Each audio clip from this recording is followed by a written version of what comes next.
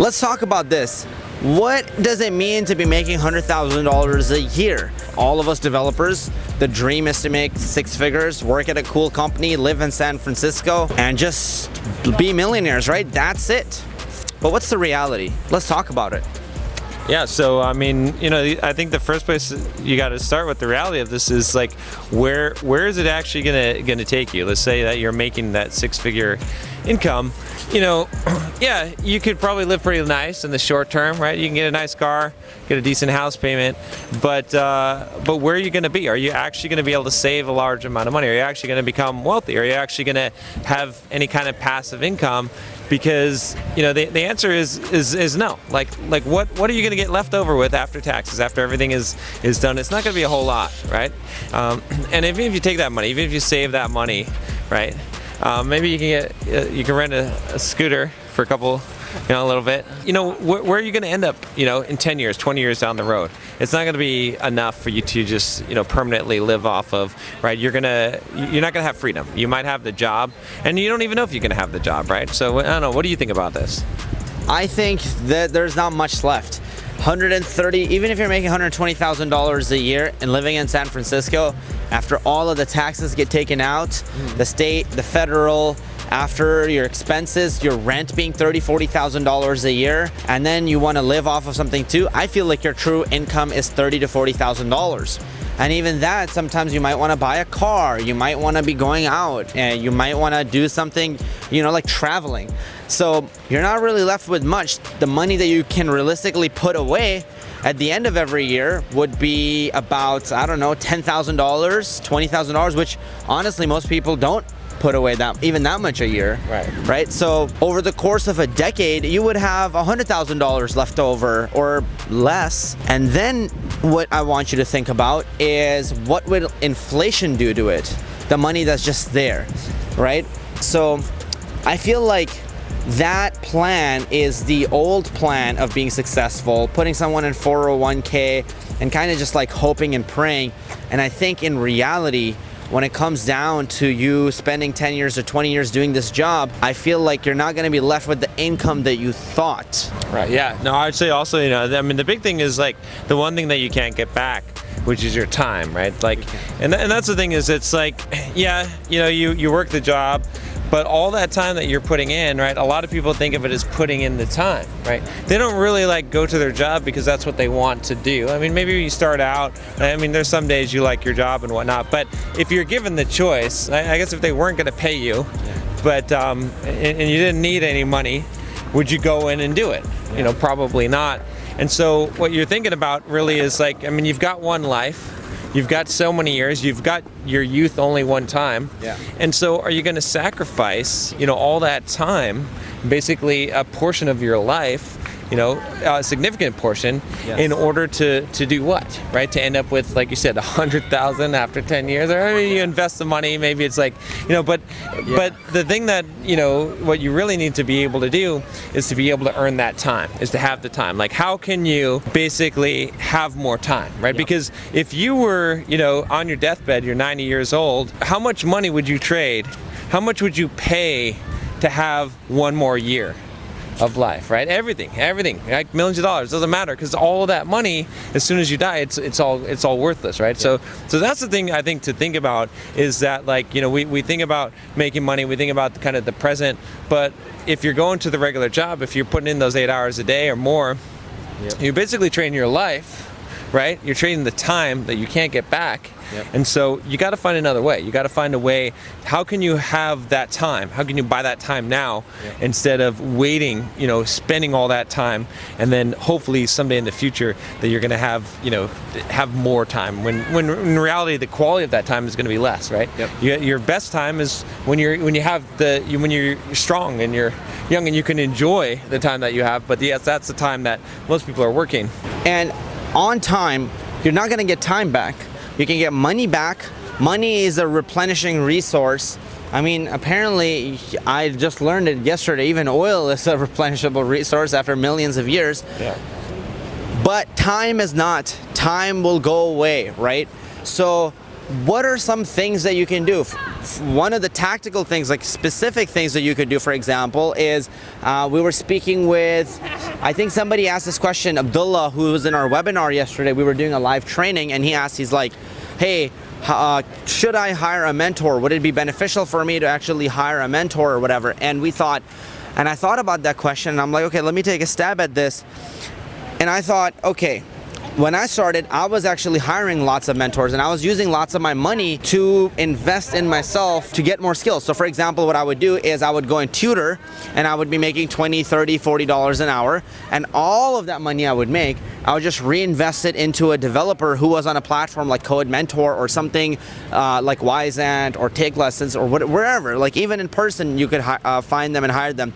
And I would pay them $20, $30, $40, $50 an hour.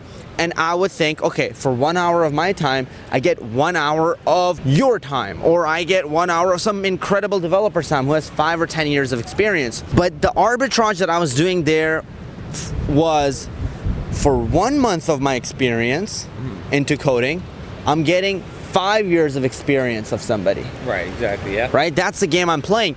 And so what was happening was if a developer had 10 years of experience and I have 0 years, but I'm paying him like $100 or $1,000 or whatever, and he's giving me all his hours, I'm thinking I'm accelerating really fast. So the more money I'm spending there and the more time he's spending with me, I'm going from 0 to like I'm getting to 2 years of experience in like 3 months of time, 2 months of time. Because that knowledge is so specific, it's custom, it's not like spray and pray, which I feel like a lot of what school knowledge is. Right. It's very specific because he's doing a job, he's right there in the world.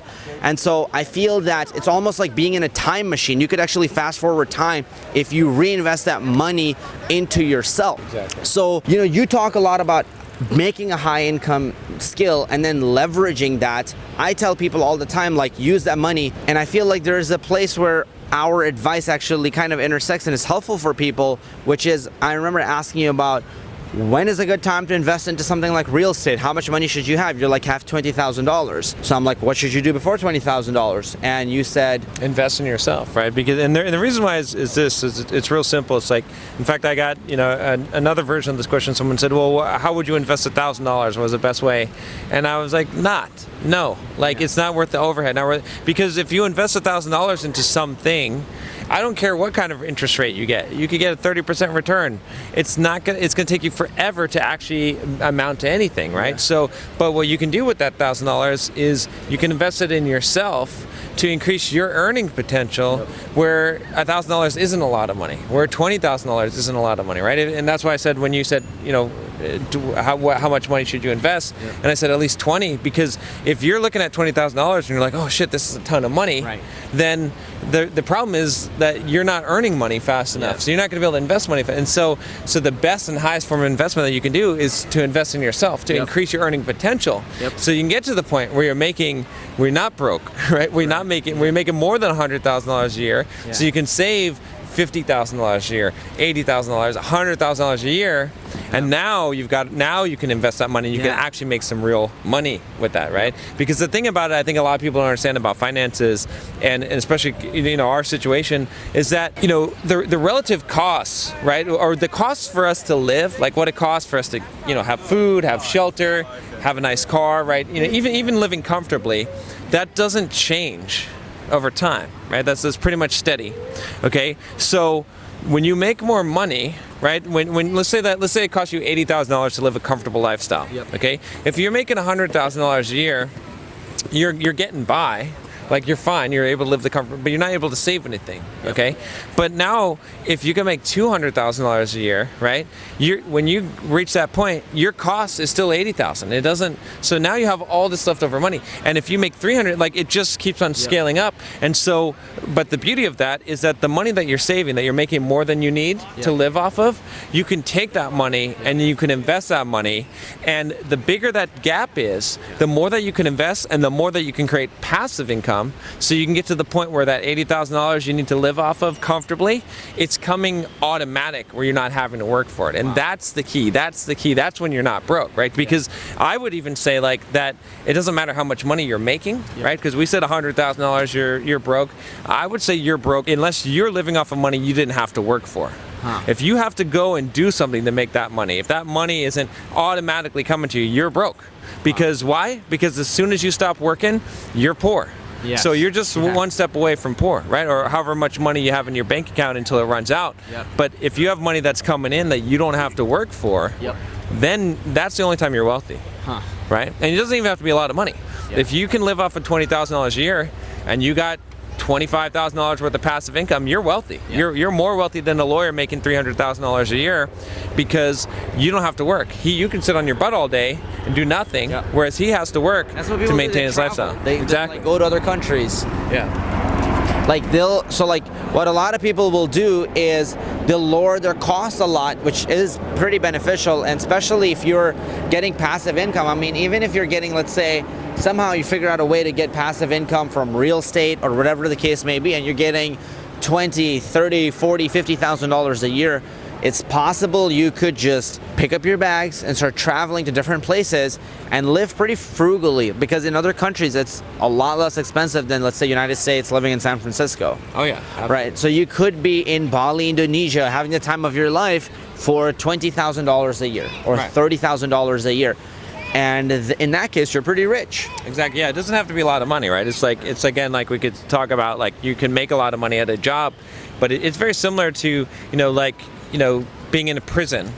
Like, you're not going to call home and be like, yeah, it's okay, Mom. This prison is awesome. We have like these awesome couches, and we've got, these great TVs, and the bars, they're made of gold. The bars are made of gold in this prison. You got to check the shit out, right? You still be in prison. It doesn't matter. Like, it could be beautiful, and it could be the most expensive, extravagant prison in the world, but it's still prison. You still don't have a choice. You have to be there. And it's the same thing with a high income job, right? Where you haven't invested, you haven't created passive income. You could be making a shit ton of money. You can have a nice car, you can have a nice house, but guess what? You don't get to enjoy it because you don't have fucking time. And that's the difference. That's why it makes such a difference. Why you're still broke when you're making a lot of money, is because you have to work for that money. I 100% agree. Like, that is a very important thing. So now somebody wants to get to people have to figure out how to get to that. And I think yesterday's call, that was really important for people, and people watching this right now, your first step is to figure out how you're gonna get a high income skill. And you need to stop thinking that $70, $80, $90,000 is a lot of money, right? The only way to get to the point where you can get passive income isn't fucking happening anytime soon. Right? I really think if people can wrap their mind around that, it will really help them, because people are looking in like terms of 1 year, 2 year windows.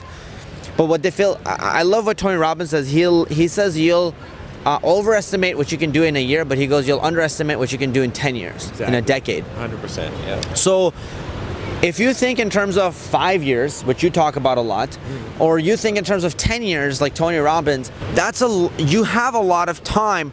That's the long-term play you should be thinking of.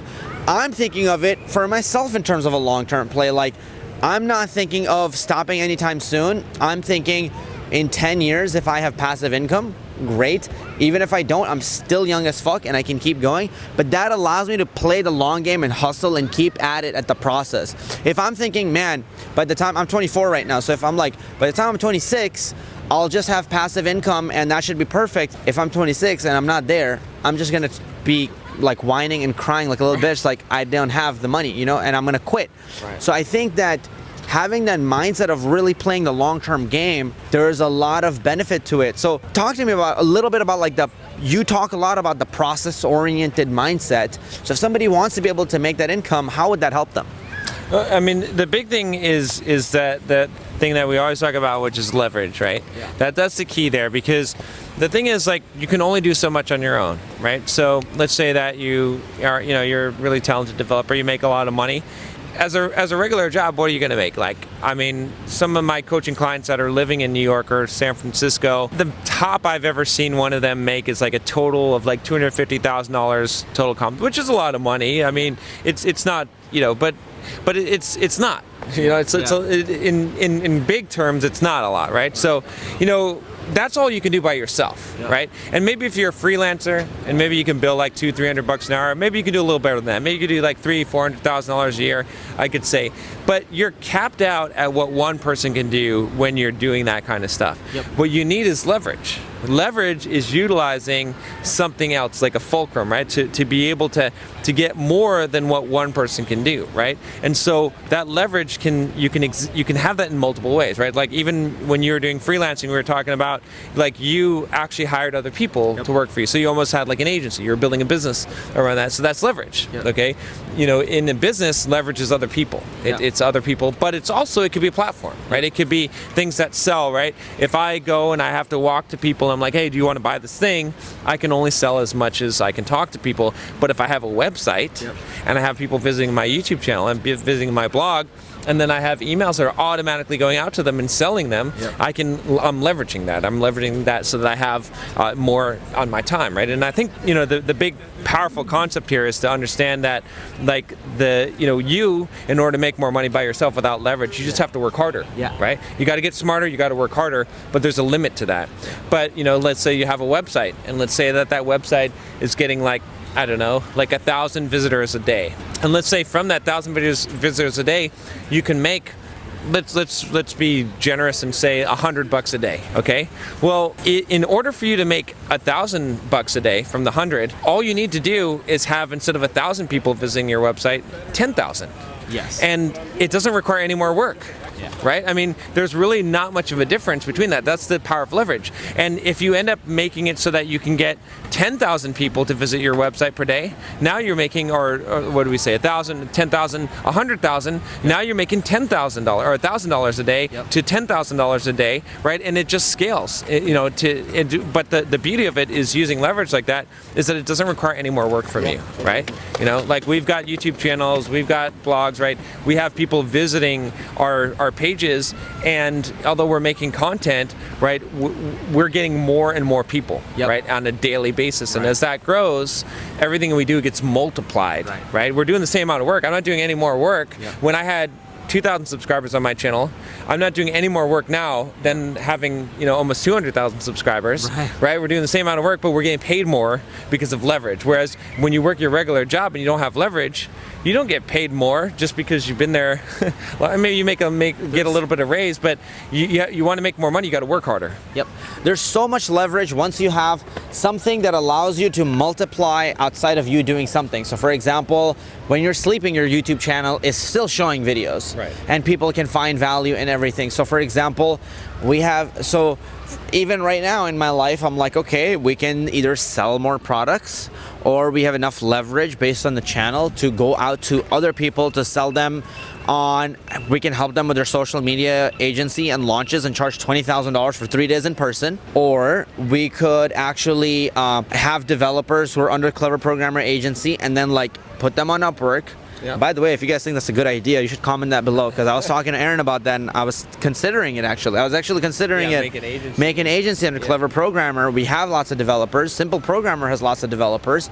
I'm actually curious about that too, like how that would work, and I feel like that could be really beneficial for the developers, because they could have, like, you could vet them, for example, or I could vet them and see the quality of them and then like help them land or negotiate, then they perform the work. Like, what do you actually think about that idea? Yeah, no, I mean, it's an agency model. It makes sense because they get to benefit from the branding and the reputation that we've built. So they'll be more likely to get the jobs, they'll get the experience, and they'll also have some people to turn to, because if you're just a freelancer by yourself on Upwork and you're bidding on jobs, you know, you don't have the branding, you don't have the name behind it. And also, when you're doing the work, if you have a question and you don't know what to do, it's just there's not really many people you can ask. But if you belong to, you know, our brand under our umbrella, we've got, you know, 100 different developers or, you know, experts that you can ask that can help you, you know, when you're stuck on a project. So I think there's definitely some value on both sides there. So shit, this idea is really coming along, Aaron. There we go. That's how you do it. Get ready to get overwhelmed, Aaron, with a lot of more fucking work. So let us know what you actually think about this. But this is just an example of great leverage, you know? So it's like there are multiple ways you can go about it. And those are things that you don't need to manually put in so much work. They kind of work for you, right? So I feel like building a high income skill is very important, but then figuring out quickly the way to leverage it. So like the best advice I could give to somebody, you know, with my naive brain, and you could add on to it more and give us something more intelligent, but the one thing I say to everyone who's doing coding is the simplest way, the most brain dead way to get leverage, right, is the same notes that you take for yourself, the same things that you learn for yourself, just put them on medium.com, right, which is a blog posting website, or put it on YouTube. Like the same thing you're learning, put it for yourself and just start teaching whatever you're learning. Just start putting it on YouTube without even thinking like you're teaching it. Like almost document it for yourself, and you'll have an audience that you can leverage. So yeah, you know, that's what I kind of think. Yeah, no, I agree. I mean, that's the whole idea is that you should make whatever work that you do work more than once, and that's, you know, that's the key. Whatever you're doing, you want to take whatever you're doing and have to be a way to multiply that, right? And so, you know, if you're going to learn, you're going to spend the time learning something, you might as well teach it as well, because it doesn't take you much more effort to do that, and it's a multiplier, right? It's like, you know, I guess we could look at the, you know, kind of the levels, right? If you do something, right, like let's say you become a programmer and you're doing code. Like I said, you can only do that yourself. You can only make so much money. You're kind of capped there. That's kind of the first level. But then above that is teaching people to do something. You get paid a lot more money to do that. Why? It's because it's leverage. It's because when you're coding on a project, you can only do that project. But if you teach 1,000 developers how to code and they start coding on projects, now you're creating a huge amount more value in the world. And you always get paid based on the value that you produce. And so then the third level is a platform. I'm writing this down, right? This is really great. You know, you've got like platforms like Facebook or Amazon or Instagram or YouTube. These are all platforms, and what they allow people to do is to sell a product, a service, or to teach, you know, on that platform. So there's multiple teachers there, and so there, by having that platform, like think about the YouTube platform, they're creating massive amounts of value because they're enabling people to have a place to teach other people how to create all that value, and that's why they make the most money. And so you start off learning something, having a high income skill, but then you graduate to the second level where you teach other people how to do it, and then if you get to that third level and you can build a platform, that's where you really make the money, because you have the, why do you make the most money? Because you have the most amount of leverage. Wherever you have the most leverage, that's where you're going to make the most amount of money. Agreed. And again, this is something you guys can get started with today. Like literally, if you're watching this, it's great that you're consuming this content. It's awesome, but we don't give a fuck unless you take action. Like that's what we really care about. That's what I really care about. Like, please, if you're watching this content, take some action. So for example, for you, it might look like taking the 5-word script you wrote today, the day before, or last week, just literally make it public on Medium, you know? Exactly, Or make a little 2-minute video and put it on your YouTube. And if you do that and you put it in the comments below, I'll jump there and I'll comment back, because I think that would be really awesome. But please, like, start taking some kind of action. And the great thing is that you're not even going out of your way if you're documenting it. So like, for example, you can think of it as like level 1, you learning a skill, level 2, you teaching a skill, level 3, building a platform. But I think you can just start doing the learning and the documenting at the same time, which will build up, which will give you an audience and people that you're providing value to and help to. All you need to do is just whatever you're learning, just put it out there. Exactly. Don't even talk like an expert. Don't pretend to be an expert. Just put it out there. 100%. Yep. That's how I got started. Right. I didn't. No one gave me a little scepter and said, "Hey, you're an authority now." Yeah. I just started doing it. I just started talking about it. I just started creating blog posts. I just started writing about it. And then when you do it long enough and you influence enough people, and enough people start talking about you, pretty soon you're the guy. You're the authority. You don't have to be anointed. I guess that's the thing. Is like people are waiting to be anointed instead of just taking action, right? Just assume they're waiting for a gatekeeper, someone to say you're good enough, you have permission, and you know what you're gonna have is, you know, you're gonna have haters, and that's what you're gonna have to deal with. But you got to get out there and you got to do it, because no one else is going to say, okay, now you're ready, right? It's like, you know, people that are at a job and they're waiting to get that promotion, but they never ask the boss for the promotion, and they're just waiting until someone recognizes them. Yesterday, never happens. Yesterday we were on a call, you know, and Brett was talking about it, and he's like, he got 1% or something, and I immediately called it out, and I was like, I feel like you probably didn't ask for more. Right, exactly. Right? So I feel for him. But then at the end of the call, he actually left it as a message in the chat where he was like, I was afraid to like actually ask for more. Right? So if you don't ask, you don't get. I told that lesson to Aaron who's walking. Can you zoom in on him right there? If you don't ask, you don't get, Aaron. Remember? Don't ask, don't get what? If you don't ask, you don't get. Yeah, I ask my mom for dinner every night. She doesn't feed me. Yeah. There you go. So remember, like, you have to be able to ask for those things and be able to demand those things, you know, like, so when it comes to negotiations, it can be literally as simple as most people are performing really well. Most bosses would be more than happy to pay them more, like would not have a problem, but just sometimes those conversations don't start. Oh yeah, yeah. No, it's big. Sometimes you ask for the moon, sometimes you get the moon. Or sometimes you don't, Aaron. All right, guys. So this was the video. If you're gonna make $100,000, you're gonna be broke, which is a really sad part. But the really great part is that if you actually internalize that and you make it your belief, instead of being depressed, you can do something about it. Yeah. Aim to make $1 million or $5 million or $10 million. Aim to make it passive. Aim to make it where you don't have to work for it. Then you're not broke. That's what I would say. Right. So aim to make it passive eventually where you don't have to work and you are not going to be broke because your passive income is going to be working on your behalf. All right. So that is the ultimate goal where you're going to stop being broke. It takes a lot of time. It takes a lot of effort. It takes a lot of hard work. It's really hard, but I believe that it is worth it. Definitely. Right? I believe that this is a cause worth fighting for yourself, for your family, for the freedom that you would want to have in your life. Because I value a lot of freedom a lot. I know John values freedom like crazy. So that's what it is. I hope that this video provided you with some value. Please comment below, what was your biggest takeaway from this video? This helps us, me and John, go into the questions and get deeper with you and ask and answer your specific questions. So if you have specific questions, ask them. The more specific they are, we'll bring them up and we'll answer them in our upcoming videos so it can just provide you with more value. Again, thank you so much for watching. Like this video, subscribe to the channel if you haven't already. This is Kazi. This is John. We love your face, and as always, I'll see you in the next video.